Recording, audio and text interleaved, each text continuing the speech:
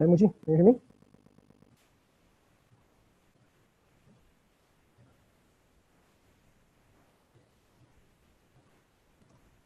Hi, Hector. Hi, everybody. Hello, Nancy. Hi, Mark. Buenos Hi, días. Nancy. Good morning, everyone. Good morning. My apologies. As I had to step in, as unfortunately, Ajit, they were been having some flooding in Pune, in India, where he's from. So he's been having some issues with his connection. So it's 8:30 right now. We had around 90 participants registered online.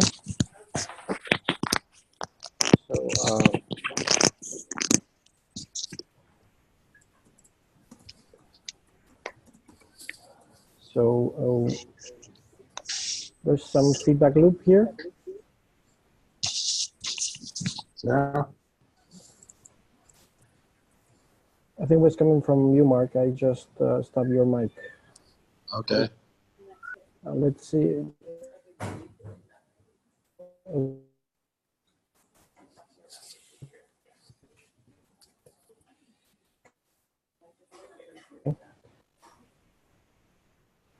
So time. So maybe shall we get started, everybody? So first of all, welcome to everybody. I'm Hector Villarreal. I'm going to be the host for today's session in behalf of Ajit, that he was supposed to be the moderator today, but unfortunately they were having some connectivity issues back in India. So I'm going to be the host of this tremendous panel that I have in front of me. I'm very happy to see you all. I've been able to contact you in one way or another for a while now. Actually, I've had the honor to meet Nanci in 2012, actually. It's been a while since Halifax, back in the conference in North America and Canada. So, and now in Stephen, also in Ottawa as well, and Mark. So I would like to introduce you all. If you can please introduce who you are, what you do, just in a little bit, in a summary, where you're from, where you are. I know that all of you are actually, or you have a very strong, actually, we are all globetrotters, I would say, because we are just all around the world. So please, Nancy, could you help us? Can you introduce yourself? Please, Nancy. Welcome. I'm happy to, Hector. Good morning, buenos días to everyone. Hector, you cut out right after I heard you ask for us to introduce ourselves. So I got name and where I'm from and not anything else in the introduction. Sorry about that. Stefan, do you know what he said? He seems to have cut out on my... right now, because I was saying that... Oh, there you are.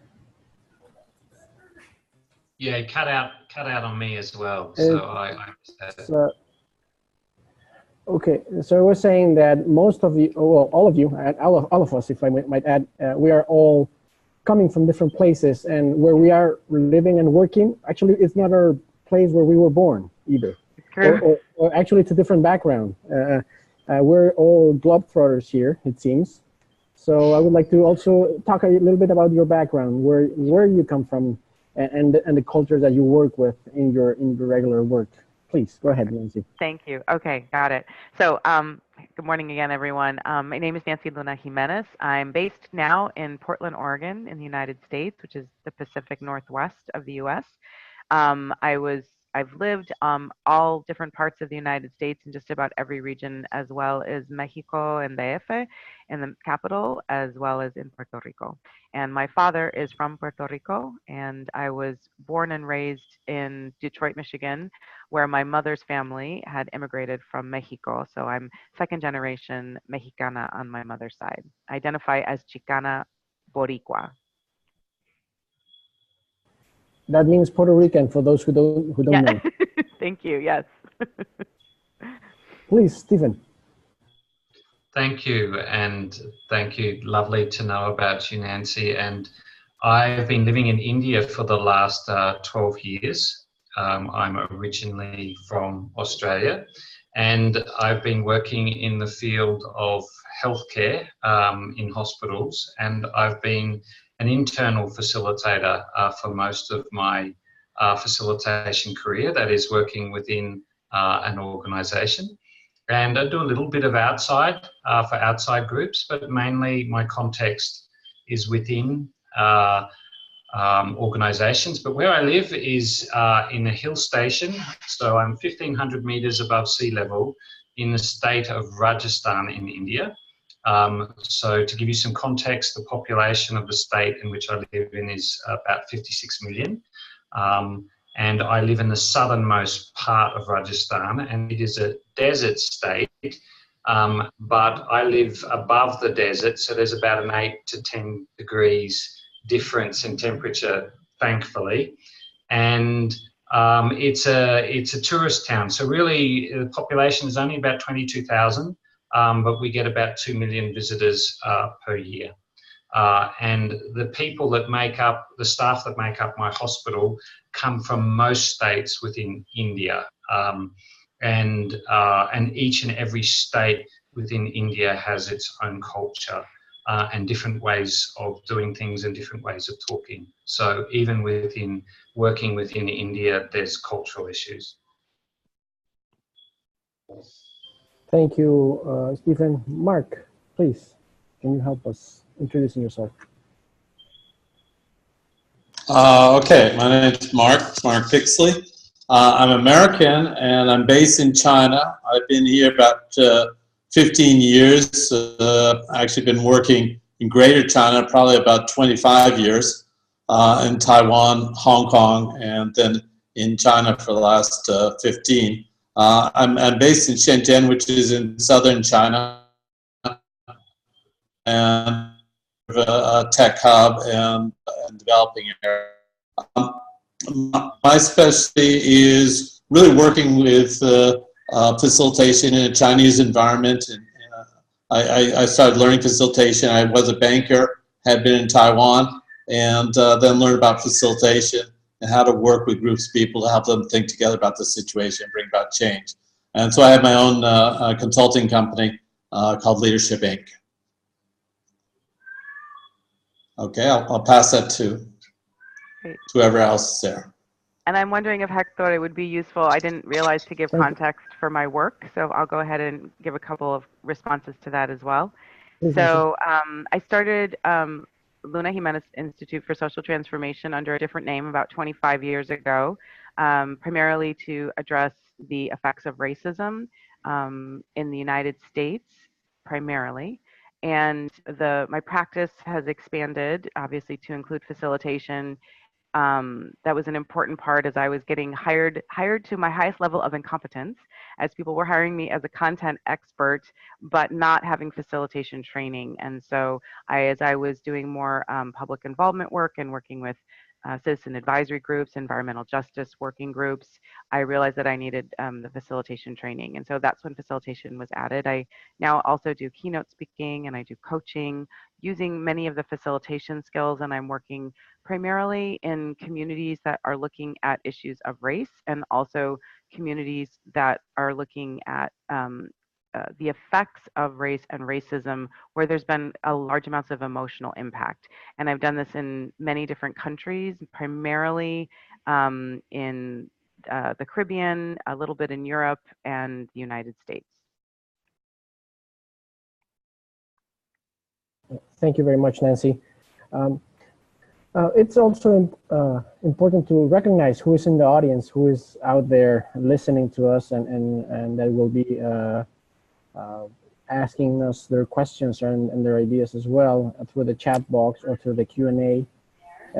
Just to remind all of you, all the participants, we currently have participants from all over the world. We have people from Europe, from the US, from Canada, from Africa, and from Asia. So actually it's a pretty global participation that we have today.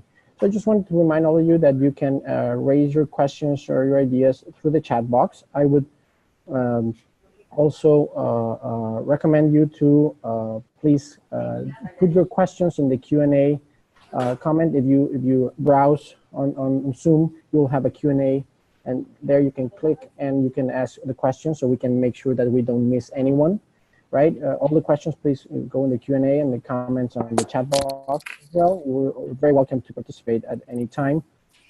And also, we're having some people saying hi to you, Nanci, in the chat box. We have people from also New Yorican, people that are raised from New York with Puerto Rican roots from Maryland as well. So let's get the topic started. Working with humans, it's a pretty broad topic. I mean, working with humans can, I mean, some of you guys, when we were discussing before today, was like, wait, it's kind of like broad, but it's kind of also specific in so many ways, because it's very special to work with people.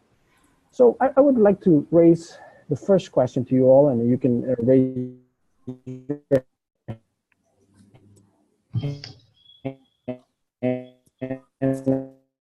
and I would provide you to see. When working with humans, what are the things that you have to take into account when you're planning when you're doing a work, something that is part of your work that you always take into account when you start working with a group of people? What do you take to get started in order to make sure that your work is actually doing what it's supposed to do?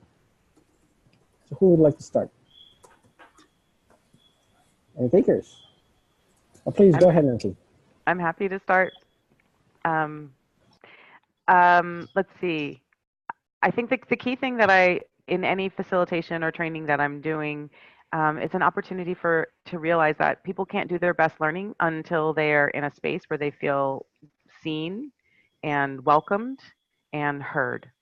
And there's lots of ways that we do that in advance of the space where people are coming into the space. So we get there ahead of time. Obviously, we use color, so colorful tablecloths. We use adult learning type toys and other things to play with. We call these bracelets, they're twisties and pipe cleaners.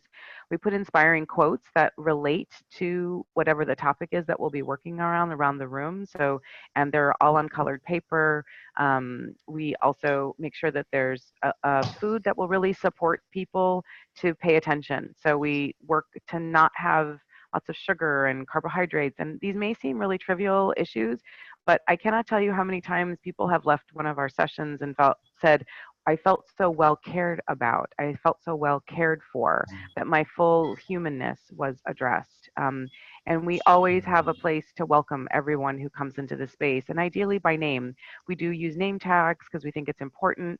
And when we do introductions, we have people introduce themselves by their full name without shortening it, and that's a really big thing in many places where there's been assimilation, that people are expected to shorten their names to adjust to whatever the dominant culture is. And so it's important that we ask people to do their full names in their own language. And if we are for example, I just did a workshop here where there were 33 languages present in the room. So we felt it was really important that we actually keep a list of every language that was spoken in that room. And it really honors and lets people know that we see you, that we know your story is perhaps very different from someone else's. I would say very briefly, the other things that I do in every session is I give people a chance to break up into pairs very early on, and that we set up these listening activities using the frameworks of constructivist listening, and that's a term that's coined by Dr. Julian Weisglass, and it's basically a timed confidential listening activity where the speaker and listener get the same amount of time. And I think it's important that people have a chance to speak in their own language. And so one of the things that we say in these paired exercises is they're not required to speak in the shared language, whatever language that is in that context. And it allows people to process and really get present in their own experience, in their own language, in the way that they know themselves. I would say a couple of other things that we do that we really want to pay attention to is, and I do always, is what are the power dynamics in the room? And some of those are going to be organizational, and many of them are going to be constituency-based or identity-based. So if I'm in an English-dominant environment, I make sure that we wait for the non-English speakers to speak first in answering questions, that we ask the English speakers to pause, maybe count to 10 or 20 seconds, since that we tend to speak faster, or we tend to dominate unawarely dominate the interactions. And I also try to coach around gender. That is one, often men will feel more entitled to speak, and to speak first, and to speak longer. And so I try to help the group begin to become aware of what those power dynamics are that are playing out in the room, as a way to welcome and pay attention to all humans. And the same dynamic with age. So with elders and with young adults in the workplace, especially a professional workplace, making sure that we're slowing down so that young adults feel the space to have their voices heard and their minds shared in the larger group. Thank you very much, Nanci. Stephen, Mark, who would like to continue? Wow, Nanci, I definitely learned a lot from that. So, and lots of fantastic ideas. So I'm not sure if I can add too much more to that, but I might take it a little bit before that in terms of, I guess, my own internal preparation. In the last couple of years, I've focused a lot on this in terms of who I'm bringing into the room. And, you know, I have various ways of doing that, but that for me is very much a full-time job. But in particular, the night before, just having enough time to be relaxed and to be still enough to create a sense of peace and calm within myself, so that I can bring that into the room the next day.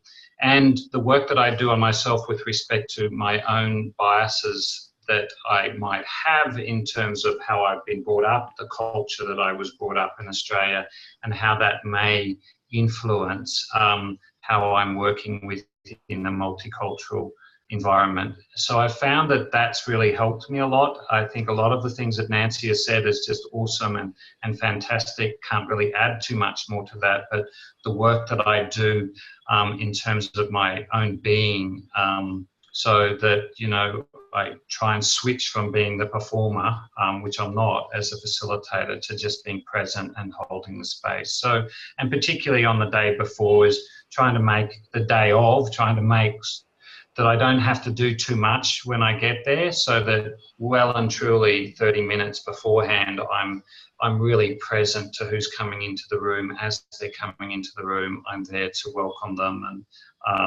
all of the sort of the hospitality things that Nanci had mentioned. Thank you, Stephen. Mark.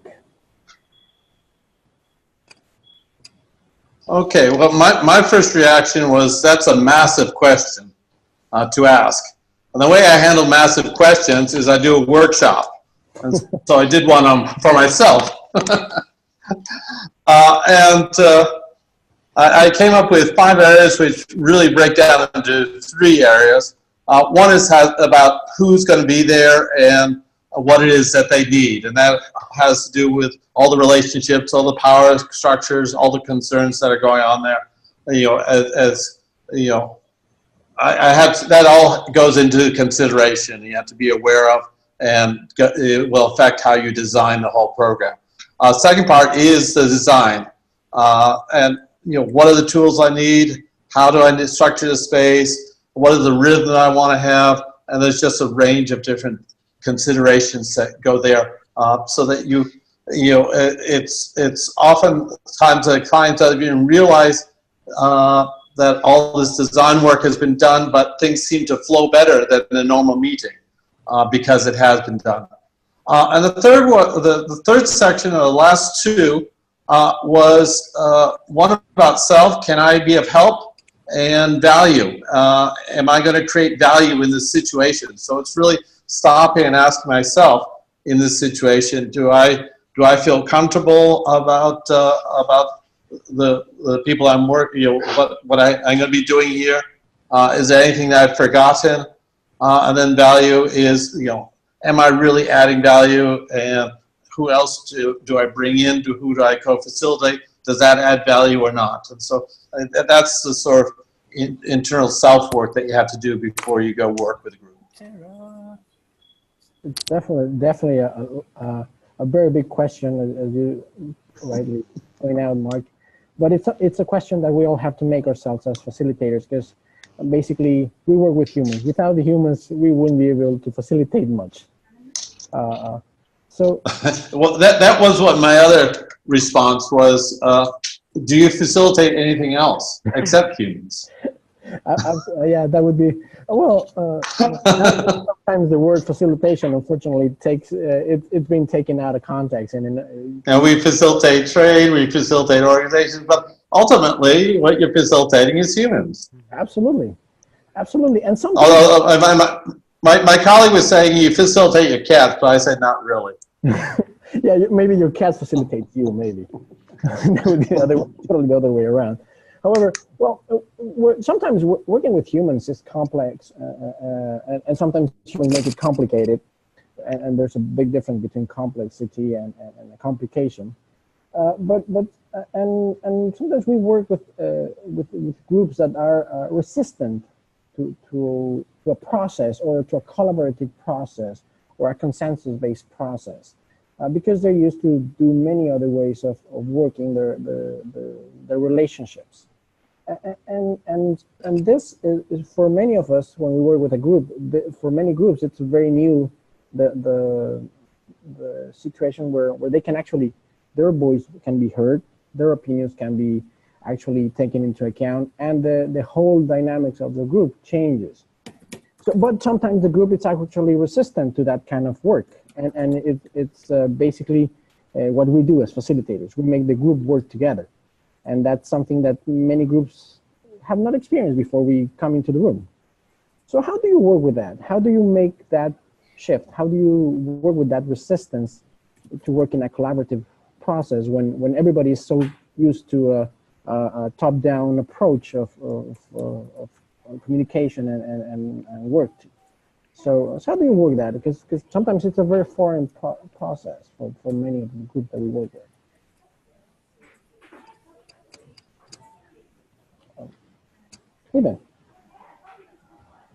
I think the first thing for me is to really recognize that resistance is human and not to look at resistance as a problem, that it's very natural for resistance to happen. And I guess I always see it as resistance as a flow issue, that it's some type of stuck. And so then there's different ways in which we can help people add some energy to that particular stuckness or their way they're seeing it. And I guess two ways in which I do it. One might be a person shift and see what other people in the room have different perspectives on that issue, and helping people to see the different perspectives that other people may have on that. Sorry, there's just a little bit of background noise there.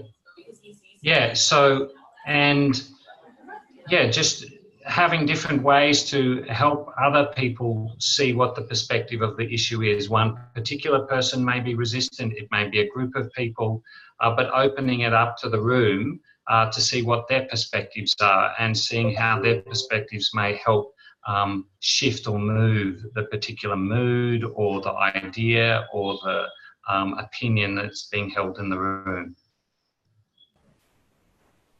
Thank you, Stephen, and also to the rest of the panelists. Please feel free to go ahead and continue the conversation. Don't let me stop you from going ahead. So, Nancy, what are your thoughts on that? How do you work with that? Well, so I'm really appreciating hearing my colleagues. I feel like I'm learning also on this. So, what a great opportunity. And I think I will just continue to add other layers maybe to what's been suggested, which I think resistance is energy, and energy is way better than apathy. So I'd much rather have resistance in a room than people who are checked out on their phones or, you know, running to the bathroom or needing to go to meetings and in and out. So if there's resistance, in my view, then there's someone feels threatened in some way. So it's clearly something they care about. Otherwise, they wouldn't take the time to resist it. So I feel like my role as facilitator is to slow down enough to hear what is it underneath the resistance that feels threatening in some way to their system, to their way of knowing the world, to their values. Most people don't resist, particularly in a workplace, but even in a community setting, people don't resist arbitrarily. And so I think it's going to depend on the environment that I'm in. So for example, Stefan's idea about hearing from others, I might pause on that if this is a person who doesn't have a lot of power and they're speaking out and could be attacked for resisting. So sometimes people's defense of their own value system might come at a great cost. And I'm thinking, you know, my heart right now is out with Dr. Christine Blasey Ford right now, who is testifying in front of our Senate Judiciary Committee and in a hearing where she's clearly coming under attack for sharing her view, her experience, and her perspective. And I think it's going to be important to not hear like, what does everybody else think about this? And I know I'm taking this out of context in a large way, Stefan, but sometimes that can feel like if everybody else is on board and that one person is the lone resistor, they can feel attacked and more threatened and less able to participate or feel valued in their perspective. And so I think it's important for me as the facilitator to be aware of that dynamic and what the resistance is.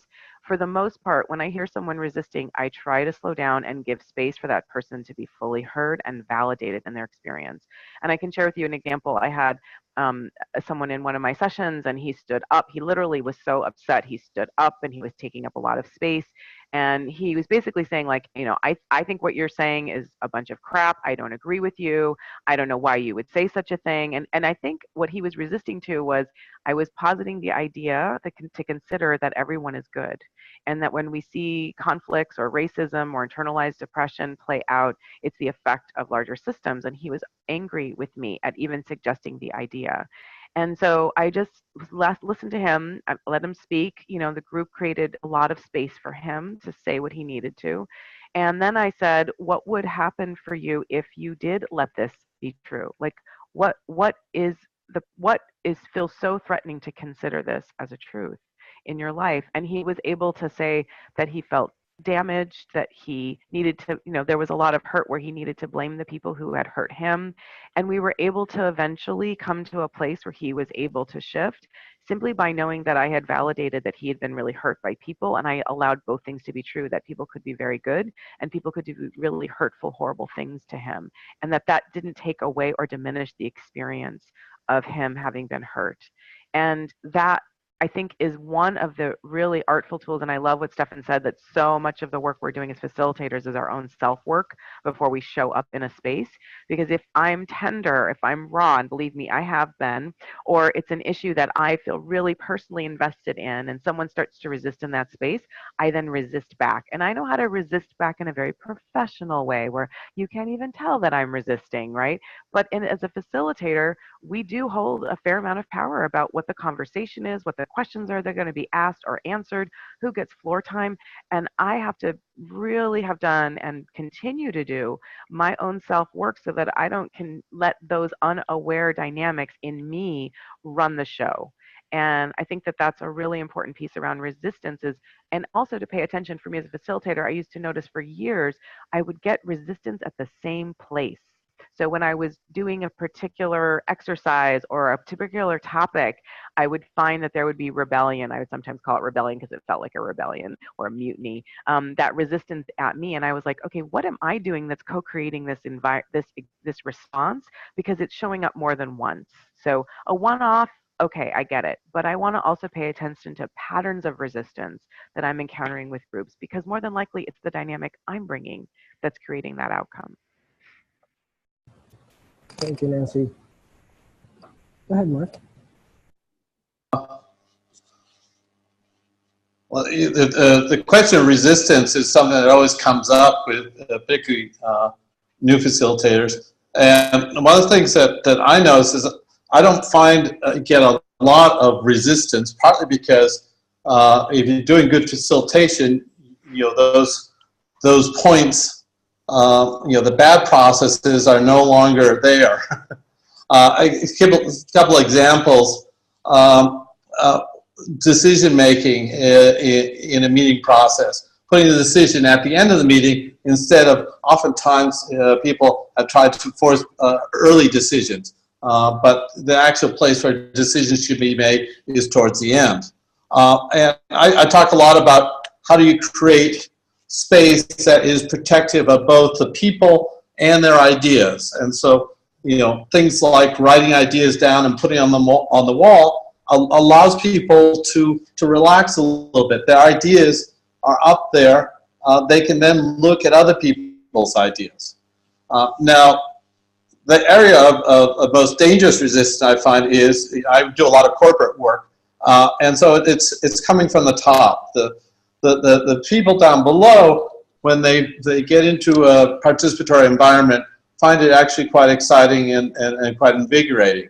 But if you haven't done the work with the most senior people, you can run into some sort of dangerous resistance, or you may stumble into some issues that haven't been spoken about.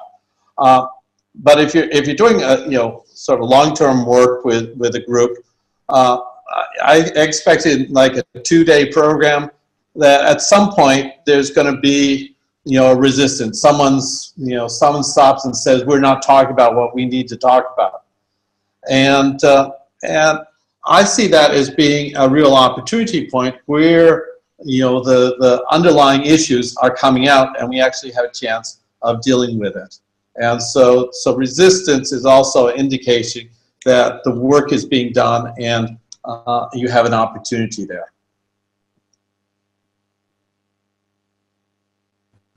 Definitely, conflict, it's always the source of new solutions, I would say. You may let me add about that. And it's important to get that energy moving, as Nanci was sharing with us.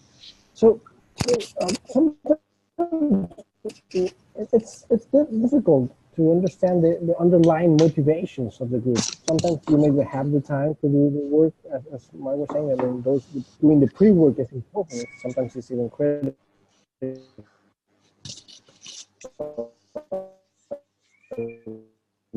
Say, but sometimes you get in the motivations of the group, right?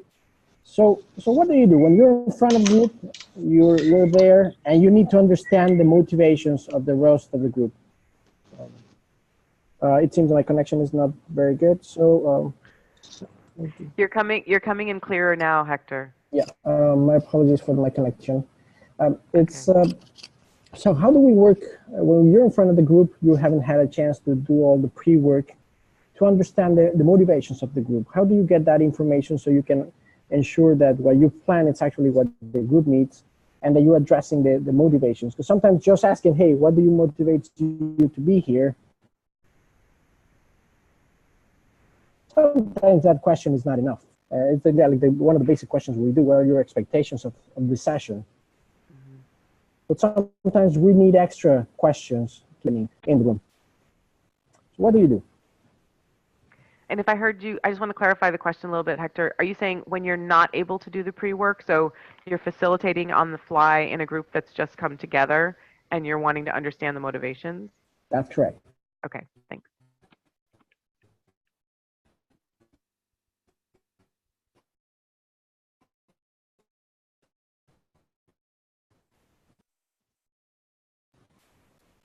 Go ahead, Nanci, please.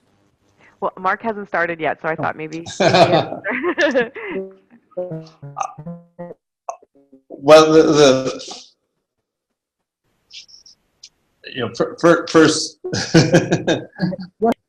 don't you be sure you do the pre-work. That's the first step. The second step, everything from asking you for expectations. I consider at least the first third of any meeting is getting stuff out, and some of it's getting stuff out to you, but more importantly, it's them getting stuff out for themselves. And the third point I just wanted to bring up is you're never going to know all the motivations. Even the group doesn't know all their motivations, and so we're all sort of exploring that as you do the process.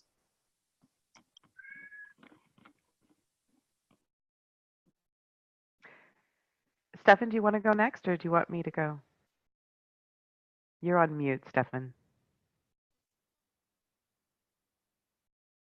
I'm recalling a situation where a large teaching hospital that I was working in Australia, and we were doing an exercise to identify the values of the organization. So we were having, we had about 40 different conversations around the organization, helping people to explore their own personal values and what should guide us as an organization.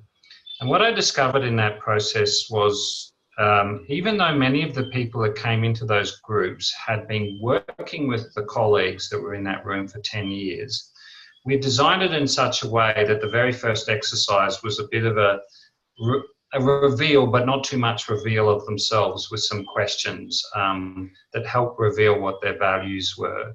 And so that set us up. I guess it created a sense of endearment between people once they heard stories. And what we were hearing from people was that they said, I've been working with this person for 10 years and I didn't know that that's what he liked. I didn't know that that's what was really important to him. And then they would say things, now I understand why he does things like this. So I guess it depends on the context. It depends on, you know, where people are coming from, whether it's from within the same organisation. But I always find it's useful to have some type of exercise earlier on where enables people to develop some type of relationship. And even if they're people that know each other, is to do something different where they might know something that they didn't already know. It just helps in that whole process of breaking down the ice, so to speak, so that as we go further into the nitty-gritty stuff and the harder stuff, that we've actually got some relationships going within the room or within the group. Great, thanks. These are great. I'll add a couple to build on both of these suggestions. Let me just reiterate Mark's always do the pre-work, always do the pre-work. And in the event that you show up in a space where you can't, these are a couple of things that I would use as a facilitator, and I've been taught these by others, and I use them in various different ways and contexts, but in specific to this question. One is a really quick exercise called Hopes and Fears. And this is something I find really gets at naming sort of like what you're up against, because I promise you, hopes can be almost as dangerous as fears when you walk into a meeting, because people have a lot of expectation about what's going to get accomplished and what's going to be achieved. And sometimes getting clear about what are people actually hoping for, you can help inoculate for that as a facilitator. I also found people, and people having to name what their fear is will often help understand, even for them, what's the motivation for them as they're entering into this conversation and how their fear might play out. And so it's a very quick exercise. I've done it many different ways, but primarily I just get people into pairs, share confidentially, like for 1 or 2 minutes each, and then they write on a piece of paper, like a half sheet. And I usually do 2 different colors. So one color, they'll write in 5 to 7 words, what's their greatest hope? And then in another color, what's their worst fear? And then we post them. And sometimes we post them and have people do their introductions around them. So people have to own it. So they're saying, this is my greatest hope, this is my worst fear. And we just allow people to reflect on, like, we do then a focused conversation. So some folks on this call are probably familiar with that idea. So using the ORID concept that came out of the top facilitation methods. And so we'll process that together as a group, and the group will start to see sort of what are the underlying motivations, both in terms of hope and fear, that are coming together in this meeting, in this moment. And then I think the other activity that I would share, and I could not agree with Stephen more, is we have to create more and more opportunities for people to get to know each other in these spaces. We've been confused that in order in a workplace to be professional, we have to be basically anonymous or numb to each other's life experiences. And I don't think you can create really effective facilitation and outcomes if people don't know you as a facilitator and they don't know each other. Because in order to really come to powerful outcomes and actions and decisions as a group, we have to be able to trust each other. And we cannot trust each other without intimacy. And I don't mean sexual, God knows. Intimacy is the ability to be authentic, to be outside of posture, outside of pretense, outside of title, outside of hierarchy, and to really understand where each other is coming from. And that can be really challenging to do in a time-bound meeting where you didn't get called in to have them build relationships, but you're expected to get outcomes based on them having relationships. And these can be one-off meetings. sometimes it's more beautiful and harder to do long-term change in an organization where people feel like, well, I'm going to share something, but then I have to show up next to them and work next to them and work on a project with them for the next 2 years. And I don't want them to know that about me. So really having to establish the value of us knowing about each other and allowing people to opt in at the level at which they feel comfortable along the process. And I shouldn't say comfortable. That's the wrong word. If we stay comfortable, we're never going to take the risks that need to happen in these facilitated sessions. More that they are aware that to be comfortable, they're going to take more risks and feel more uncomfortable. So we want to create more environments for people to share. So I'll share one more quick activity that I do. And I do this and debrief this in very different ways at different points. But if I don't have a lot of time and I haven't had a chance to do pre-work, I'll do and model first as a facilitator, because I think it's important for facilitators to model what they're asking the group to do, because otherwise it feels like a power imbalance. It's an activity called If I Really Knew You, or If You Really Knew Me. And so I set a timer. I usually do this with my co-facilitator first in front of the group. Sometimes in my keynotes, I'll do it with the person who brought me in. So they'll see the lead person up front in the keynote doing this with me. And we set a timer for 30 seconds. And the person just answers the prompt for 30 seconds. If you really knew me, you would know that I'm the founder and president of Luna Jimenez Institute for Social Transformation. I can model the level of vulnerability that I want to go to the group. I can stay at a factual level. I could go to an emotional level. If you really knew me, you would know that on Monday, it was the 4-year and 9-month anniversary of my father's death. And I continue to grieve his passing and grateful that he's alive every day. So you can model that as a facilitator, what you know about the group and how to help the group go to a deeper level of sharing without judgment.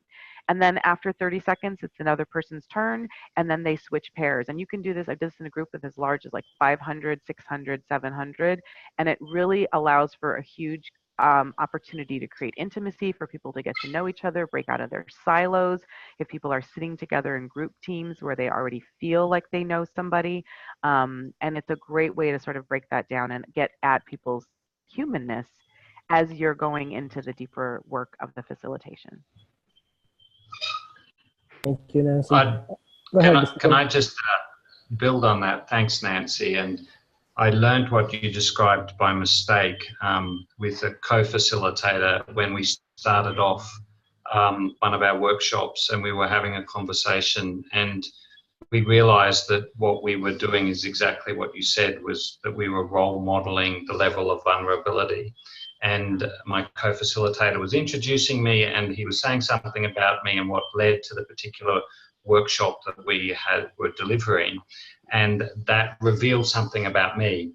And then that enabled me to respond to that. And so people said to me at the end of the workshop, the way the two of you started it off and role modeled that vulnerability, it created a great sense of trust amongst us. And that enabled us to trust each other, trust the process, and go deeper. So I couldn't agree with you, Nanci, that that's a really great place to start right at the beginning, is role modeling the level of vulnerability.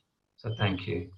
Yeah, and I appreciate you saying that, Stephen. And I'm sorry, I don't want to cut you off, Hector, but I saw a couple of questions come in connected to this. So can I respond to them?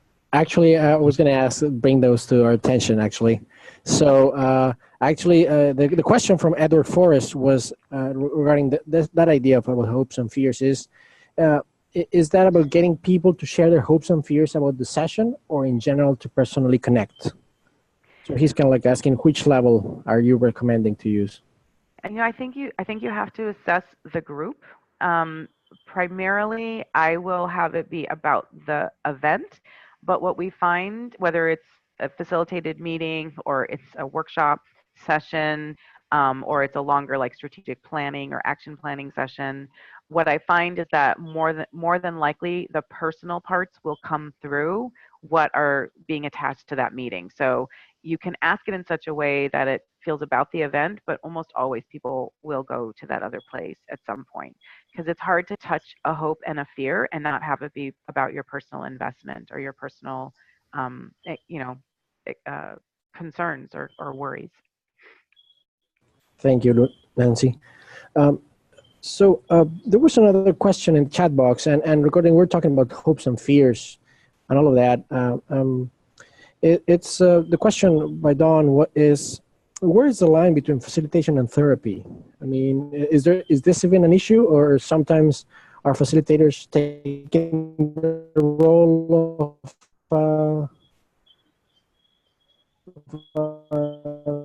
therapist, or the other way around, maybe? What do you?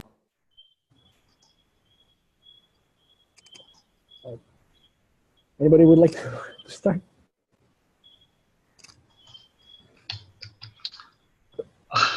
I think it's a really hard question, but I think that we're potentially, everything has a therapeutic attachment to it. I mean, I find that most workshops that I go through as a facilitator is a certain level of therapy associated with it, in terms of I get to know myself more.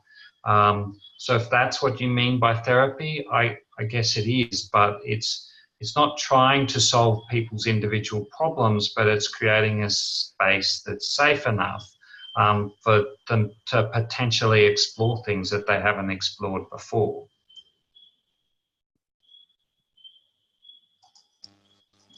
Definitely. Go ahead, Mark. But I do think that one of the uniquenesses of facilitation is the ability of working with the group and helping explore that particular group's issue or particular challenge or particular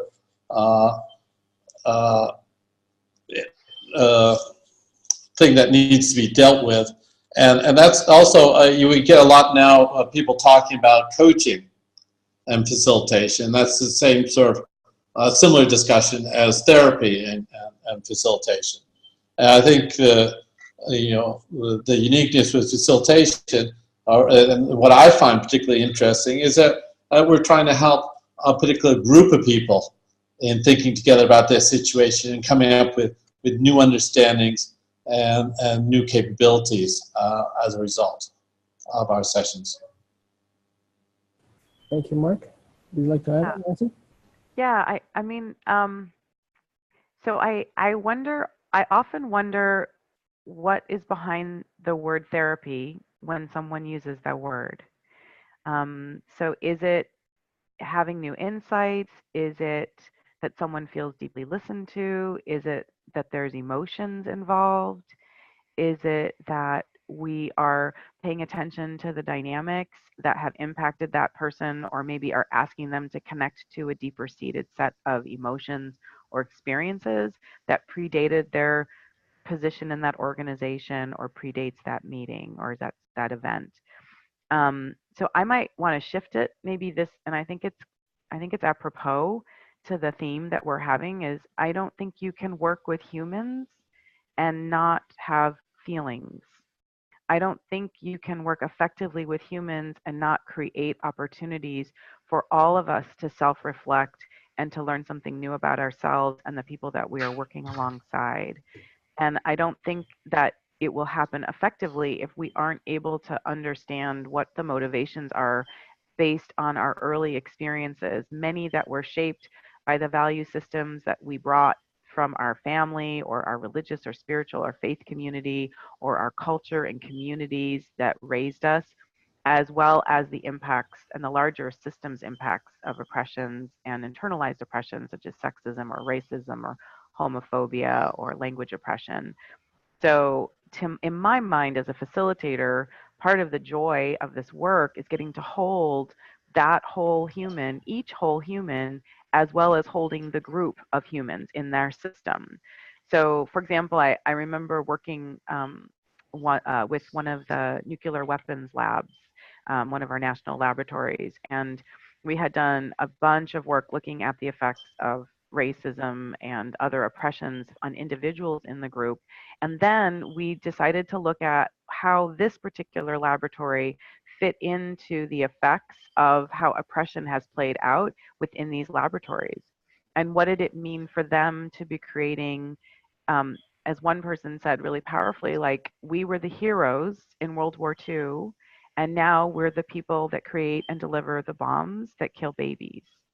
And what were the effects on them to now be in a position to be making weapons of mass destructions that were no longer seen as so-called peace or war ending, but actually war creating and destruction. And that is part of the job as a facilitator, in my view, is to hold all of those elements for that individual engineer or scientist and for the organizational place to do that self-reflective work and to begin to explore how that's impacting every decision that they're making and every action that they're taking.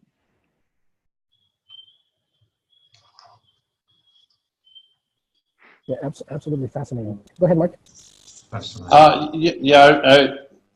Came to my mind was that I was working with one group, and one of the junior managers came up and said, you know, she'd done a lot of sort of personal development work, and she said, you know, I knew I could change individually, but I hadn't realized that we could change as a group. And I found that as you know, I hear that being spoken in the last example, is that shifting as a group. And I think that's one of the things that facilitation particularly ties into, is its ability to shift as a group. Definitely a powerful insight for any group to understand that they can actually change and that they're not static. Absolutely. So let me shift the conversation a little bit and take advantage of your experience across cultures and communities, because you've all worked in different cultures and contexts. So what tools do you use to work more effectively across cultures? There are things that maybe you're working in a certain culture, you just do things one way, like if you're in your own. But when you're working with people that are coming in from different cultures, from different backgrounds, and you have to bring them all together, are there any tools that you use to bring them to help them understand each other more effectively?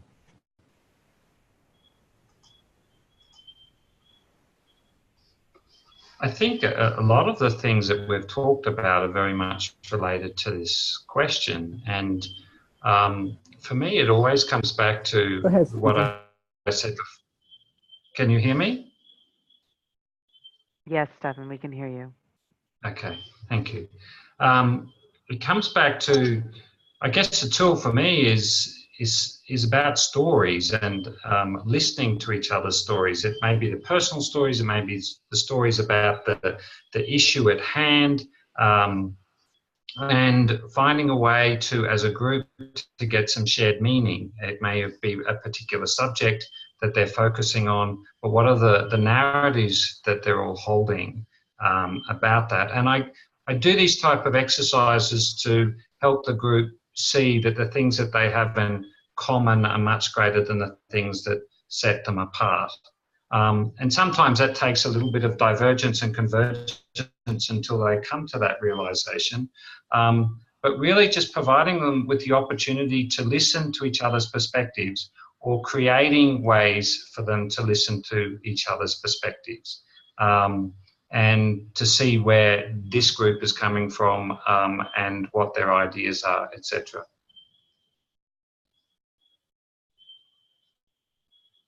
Thank you, Stephen. Go ahead, Nanci. Oh, Mark looks like Mark's about to go. He just got off mute. Go ahead, Mark. No, go ahead. No, I just you know, that listening without having to judge, I think, is a very good starting point. When we have these multinational companies and you have people from different nationality types, it's so easy for them to close off and not listen, and to be able to listen to each other is very, very important. Something that I find very, very important is making sure that everybody understands everything. And so oftentimes I'm making sure that, you know, if we have people, you know, because, you know, in the Chinese environment, a lot of these foreign managers and local managers make sure that everybody has translators so that people can understand what's being said. Because as soon as somebody hits something that they don't understand, the mind sort of clicks off and they go into a world, or they concentrate in talking to other people who are most like them. I suppose another thing that I oftentimes do with groups is make sure that they meet some new people early on that are and start building some relationships be outside of their normal group of people. And a normal group of people is people who I work with, so I know them, or people that look like me. Somehow I can build that relationship. So you got sort of rotate people around. Sometimes I do several rounds of World Cafe, because then I can know if I do 3 rounds of World Cafe, everybody has met 9 new people in all likelihood. And that will start giving them a new cadre to go through the 2-day or 3-day experience that they're going to have. And it helps cut against some of their traditional groupings. So those are just a few ideas. Thank you, Mark. So I'll add a couple of things. I think I want to emphasize, I think what both Mark and Stephen have said already, which is listening, I think is key. And I think listening to each other, and I think me as a facilitator listening to the stories and not acting like I'm the expert in anyone else's experience is really important. And I think that can be a trap for me as a USer in a non-US experience. And I think it can be a trap for any place that we're coming from dominance or power in our constituency identities and experiences of oppression in the dynamic of the group. I'd say when you say cross-culture, there's lots of ways to unpack that. So I want to share just a couple of things that I try to think about when I think about language, culture, the intersection of language, culture, and race in particular, or ethnicity. So one of the things that, like I said, we'll build in is making sure that all the languages that are in the room are identified and named. I think that's important. Getting agreement that English speakers, if it's an English dominant environment, wait. To speak. I would say the understanding is really key that Mark emphasized. And so if there need to be documents all translated in advance, I think that's very important, and that people don't feel like their translated documents were the secondhand translated documents. So it's like they're the main language and then they're kind of handwritten in that what the second language is. So I think it's important that the documents reflect a value to however many languages are going to be translated for the full inclusion of everyone in that space. If there needs to be interpretation, and I think that's important to find out, I often will find out if there's people where everyone is English dominant or English fluent, or if people have different levels of English capacity. It may not need to have a full interpretation, but it will perhaps need to be spoken more slowly. I think it's really important if there are non-English speakers in the room we break for silence. So it's exhausting for any of us who have been in environments where our language is not being spoken. It is a brain drain to be constantly having to interpret into another language all the time, or even if you're having simultaneously translated into your ear, it's exhausting to be the one to have to hear the delay of the speaking. So one of the things that I've done going forward as a policy, 2 things I'll share, is that if there is going to be a simultaneous interpretation in a room, everybody has to wear a headset. And the reason we do that is it's just not the people that are not part of the dominant language that are stuck having to fuss with the technology and having that simultaneous happen all the time. And because we can be in often bilingual and trilingual environments, so certainly there are environments, for example, that I facilitated in where we did it in Spanish, English, and French because we needed to have that level of inclusion, or in English and Korean was another workshop that I was in, was that everybody who was English dominant still had to have interpretation as people got to speak in their own language. So we weren't only translating in one direction, interpreting in one direction all the time. So that's something I would offer as a model. it's something that I learned by listening to people who were constantly having to be interpreted to in a language that wasn't the dominant language. So I'm following their lead. It's many people, I can't give one person credit, but I learned a lot by listening to them about the experience of that. And then I would just say that because it's so exhausting, and also because sitting is the new smoking, and we should not be sitting for longer than 30 minutes at a time, because an hour of sitting takes 17 minutes off your life, where one cigarette takes 13 minutes off your life. So we want to model taking care of the full human, and that means many things. And so we take a 1-minute silence break every 30 minutes in whatever session that I'm doing. And in that 1 minute of silence, it both gives the non-English speakers or the non-dominant language speakers a chance to rest their brain. And then the other thing that it allows, or what we ask, is that people stand and stretch, stand and get water, that we remember to do self-care in that minute of quiet. And so those are a couple of things that I'll share. There's lots of places to unpack this question, and I realize we're almost out of time. So I will stop there, and hopefully that helps give people some actual tools that they could imply. We still have 10 more minutes as we had scheduled. Nanci, that was awesome. Thank you. I'm so sorry. Say that again. Nanci, that was awesome. I've never heard. I've been in so many situations where I'm the only one with the headpiece. So I really like that idea that everybody has the headpiece. One of the things that I'd just like to add, just quickly, as a tool, is just trying to find ways to throw some right brain, some creative exercise into the mix of the process. And I'm not big on talking about tools too much, but one that I found that is very effective is using something called story cubes, and a way of people describing what's going on using images rather than having to describe them directly from their heads. So there's different ways of doing it, but throwing in some creative exercises into the mix that sort of mixes the mood in the room, but also gets people to do things a little bit differently.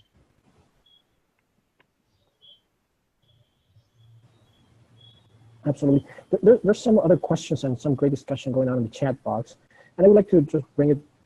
We'd like to bring to our attention there was a question regarding computing and their impact in the world of facilitation.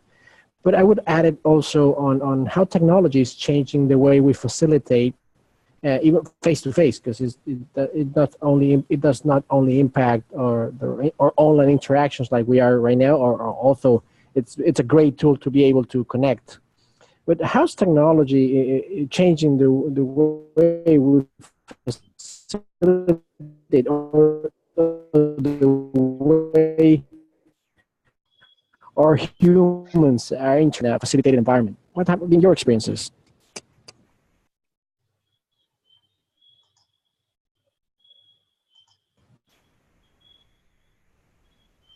I lost you. I didn't get what you were saying, Hector. I'll repeat what I heard as the question. I think. So, here you are. Here, good. Regarding You're coming in, the Hector. computer. Yeah, my apologies. The technology, the impact of technology, and how humans interact, and if that is impacting how you facilitate and how you design your processes.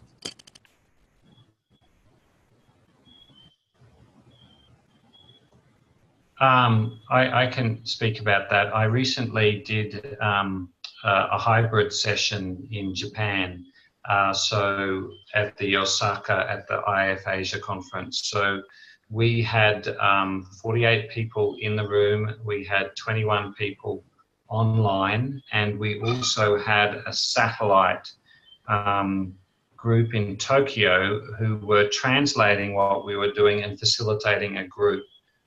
So it was the first time I'd ever done anything like that, and it was quite challenging.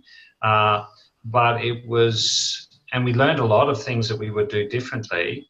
But we found that by continually getting online with the online group and speaking them, because we were co-facilitating, so we had that opportunity.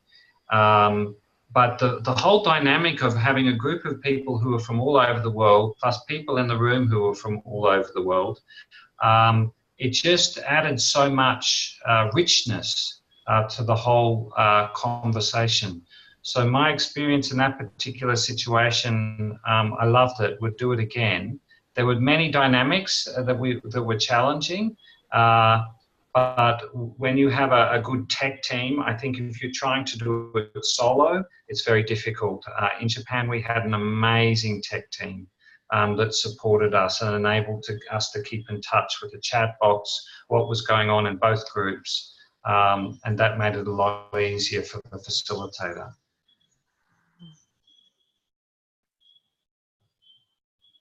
Mark, did you want to go next, or do you want me to say a few words? Okay. So I think there's a couple of ways that I'm thinking about it. The hybrid approach is definitely one impact of facilitation. So it's very common now to have a meeting where it's part virtual and part in person, and all the elements that we need to think about as facilitators to make sure, again, that the people that are virtual are not less included in the dialogue, and that systems are set up for them to have, I mean, in addition to really awesome technology on both ends, as we understand, because it will impact people's ability to share. But if there are going to be breakout sessions or small groups, that we've really thought ahead as facilitators about what it means to have not all the virtual people in one small group, but make sure that there's a way to incorporate people that are participating virtually with the live participants as well, and to continue to break down whatever the barriers have been. I would say, and there's lots more I could say about that. What I will say, what I'm loving about virtual work in my life, which I'm increasingly doing, not more of, I would say I'm adding. I don't want to ever give up the in-person work, because to me, it is so different what can happen in a space where people can see each other face to face and aren't distracted by the other things that are in an environment that's not a shared environment. And as I'm doing more like this type of work on a Zoom, the technology is advanced so much from when I started. It's so much easier to have different chat rooms and breakout spaces for people to do small group and pair work, which lends itself so beautifully to facilitation.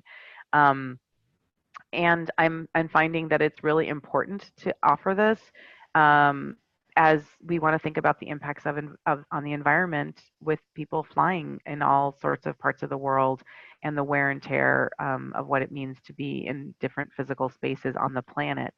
So I think that in terms of inclusion on the online platform where everyone's online, I think it's, making sure that people have had enough training in advance that they can use all the features of the facilitation. That if people are in the same space, I try to encourage them to be together in a room rather than this weird distancing of everyone's on a computer, even though someone's right in the office next door to me or just down the hall. So I try to encourage human connection where possible. And I also try to diminish the use of other technologies. So I'll say to people, if you've got a phone that's going to go off, or your cell phone is handy, whether it's in person or on a virtual environment, please set it aside. I'm going to ask people to turn things off. I make deals with people when we're in a live environment. Okay, and we know everybody's going to go hit their cell phone for the break that we're having for lunch. Can we agree that the first 30 minutes everyone's doing that, and for the second 30 minutes everybody puts it away? So you can actually be you asked me, you paid for me to show up, you've taken time out of your day for you to be in a room together or a space together. What a disservice that you're all going to be on another technology instead of being with the people that you're with. So I try to negotiate and understand that people have polls, they have to respond to things, but can we set boundaries around it so that at least half of the time where we're going to be on breaks, we're actually interacting with each other in the same space where we are.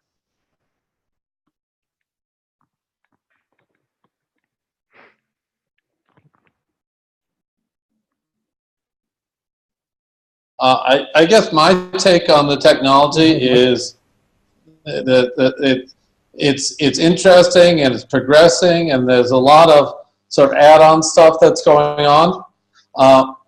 But when it comes right down to what I'm doing with groups and meetings and things like that, we're still doing much the same thing. And for the reasons that we were doing that, I started doing it, and it's still needed. I don't have much issue. when telephones and computers started coming into meetings, people started getting upset by that.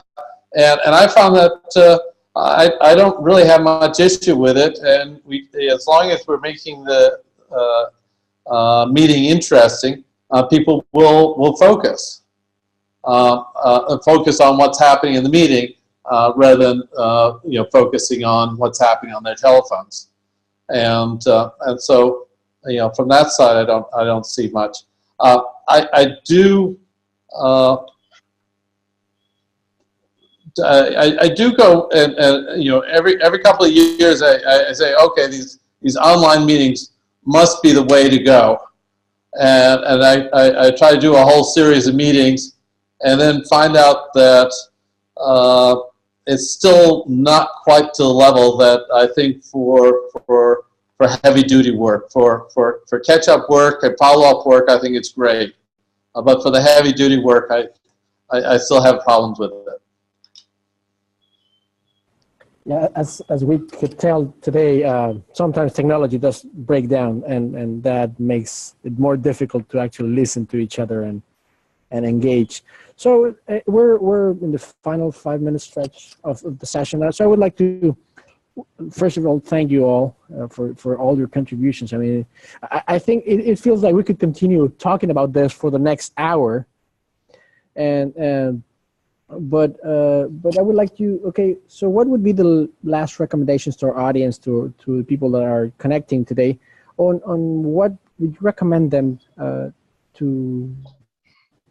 do a better work when you're working with humans in your facilitation?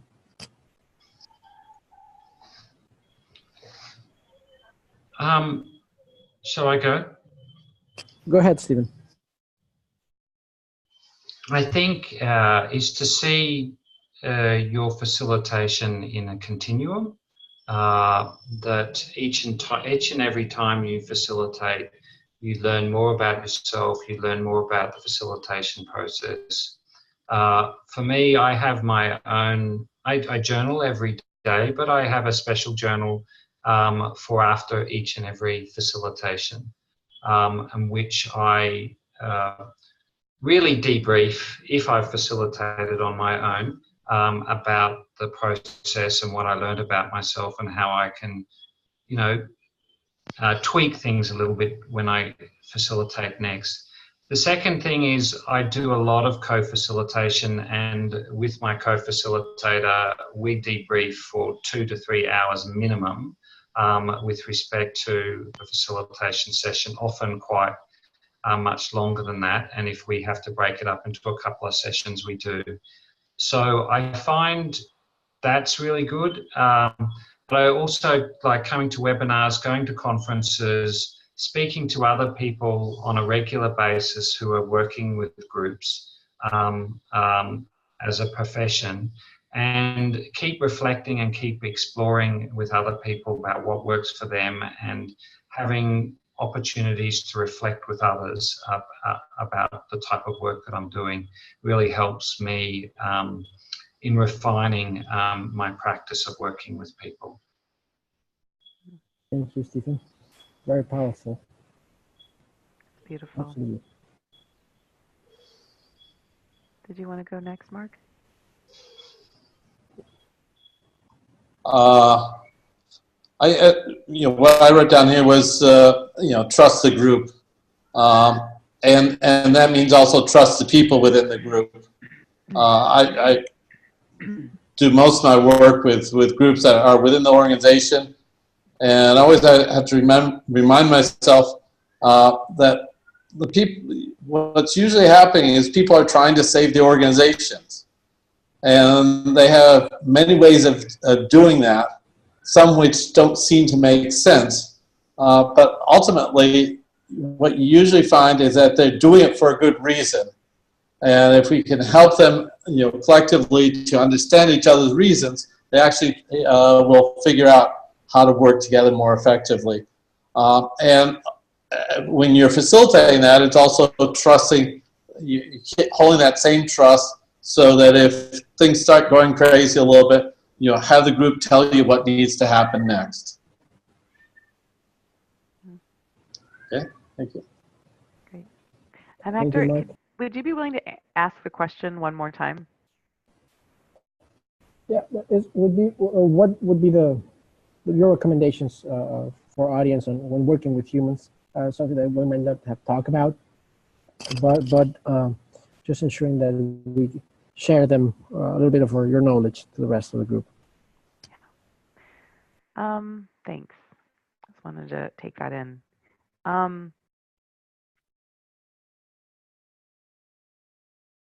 I think acknowledging your own humanity is an important part. I also am a proponent and practitioner of co-facilitation. And in fact, I think it's a wonderful way to model that there are many ways to be thinking and working with a group, and many ways that our humanness will show up in a group. And different people will connect with different facilitators on that human level. And I think it's important to remember that the agenda is not more important than the humans in the room. And if people are pushing back, if people are struggling, or if some people have gone silent, or if some people have not been heard, then there's a dynamic that's happening that's bigger than the one that you were called in to lead as a facilitator. And part of the work, I think, one of the most important skills that we can bring as a facilitator is to invite people into their vulnerability. And I know that that could be controversial. I know that one of the tenets for facilitators is neutrality, which is not a concept that I believe exists. I believe that what we're being called to do as facilitators is to create the space for people to be their full selves in the space, and to contribute to the greater outcomes of the good. And I don't think that we can do that fully if there is not an acknowledgement of our humanness, of our vulnerability as humans, and of the power dynamics that are in play. And until we can create that type of environment, I think as facilitators, that's our leading edge as a field. And I think it's our leading edge as humans facilitating in the field. Thank you. Thank you so much, Nanci. It's very powerful reflection on what we do and what we aim when we work with humans. And I also would like to thank so much to Stephen and Mark for their time, for their generosity, to sharing their insight, as well as you, Nanci. Thank you so much for sharing your time, your experience, and your wealth of expertise with the rest of us. And I will also remind you all that this webinar, as with all the webinars of the Global Flip Chart, will be available online inside the members area for the IAF website. So alongside with all webinars that we've had before that. So from the bottom of my heart, thank you so much. I know back there it's a very different time zone, Stephen and Mark. So thank you very much for helping us out. Nanci, I appreciate also all your contributions. Thank you so much to everyone. I also want just to remind you, quick advertising, IFW, International Facilitation Week, is coming up. We have a lot of things happening all over the place, all around the world. So keep tuned, make sure that you check our social media and also your emails, check your emails, because we'll have a lot of information for you, a lot of different events that are happening across the world. Hector, thank you for coming up with this topic, for moderating and stepping in at the last minute because of the technology issues. I think you did a beautiful job facilitating us, and it was a pleasure to be and learn from the other panelists today. Thank you so much. And also, my apologies, I almost forgot, but John from Africa is reminding me that we have the Africa conference coming up in 3 more weeks. So in Mombasa. During IFW, during the International Facilitation Week, Mombasa is hosting the 3rd International Facilitation Conference in Kenya. So thank you very much to all. Have a great week, and hope to see you online or offline very soon. Offline, yes, or in person. Take care, everybody. Bye-bye. Okay, bye-bye. Thank you. Thanks, participants.